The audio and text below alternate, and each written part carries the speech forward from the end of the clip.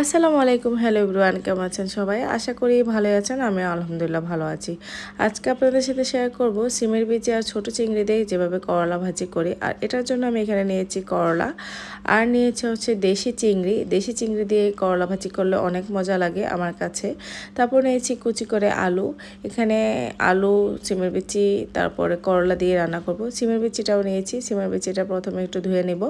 ধুয়ে একটু পানি দিয়ে আমি চুলায় বসিয়ে দেব। এটা যখন বলক উঠে আসবে এই পর্যায়ে আমি দিয়ে দিব হচ্ছে পেঁয়াজ কুচি, রসুন বাটা, জিরে গুঁড়ো, স্বাদ মতো লবণ, তারপর সামান্য একটু মরিচ গুঁড়ো, হলুদ গুঁড়ো।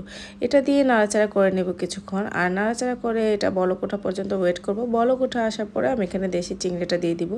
আর এই দেশি চিংড়ি দিয়ে লতি বলেন, সিমের বিচি দিয়ে করলা বলেন, সব কিছু আসলে মজা লাগে। লাউয়ের সাথেও ছোটো চিংড়িটা অনেক মজা লাগে আমার কাছে। এখন এটা যখন আবার বলক উঠে আসবে তখন আমি এখানে দিয়ে দিব হচ্ছে কেটে রাখা আলু আর করলাটা। এটা দিয়ে আমি ঢাকনা দিয়ে ঢেকে দিব কিছুক্ষণের জন্য। আর কিছুক্ষণ পর পর উঠিয়ে এটা ঢাকনা উঠিয়ে নাড়াচাড়া দিয়ে নেব।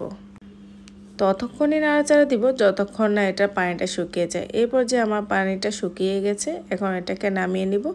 নামিয়ে এখানে একটা প্যান বসিয়ে দিব। প্যানের মধ্যে তেল দিয়ে তেলটা গরম হয়ে আসলে পেঁয়াজ কুচিটা দিয়ে দিব। আর পেঁয়াজটা যখন হালকা ভাজা ভাজা হয়ে আসবে এই পর্যায়ে দিয়ে দিব আমি করলাটা যে নামিয়ে রেখেছিলাম সেটা। এটা দিয়ে নাড়াচাড়া করে নেব কিছুক্ষণের জন্য।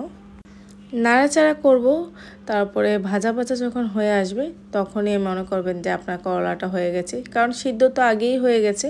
এখন জাস্ট একটু ভাজা ভাজা হওয়ার জন্য তেলের মধ্যে দিয়ে দিলাম। এই পর্যায়ে যখন এটা ভাজা ভাজা হয়ে যাবে এখন এটাকে নামিয়ে নিব। আমার এটা রেডি হয়ে গেছে, এখন নামিয়ে নেওয়ার পালা। আমার এই রেসিপিটা আপনাদের কাছে কেমন লেগেছে জানাবেন। ভালো লাগলে লাইক কমেন্ট শেয়ার করবেন। সবাই ভালো থাকবেন, সুস্থ থাকবেন। আল্লাহ হাফেজ।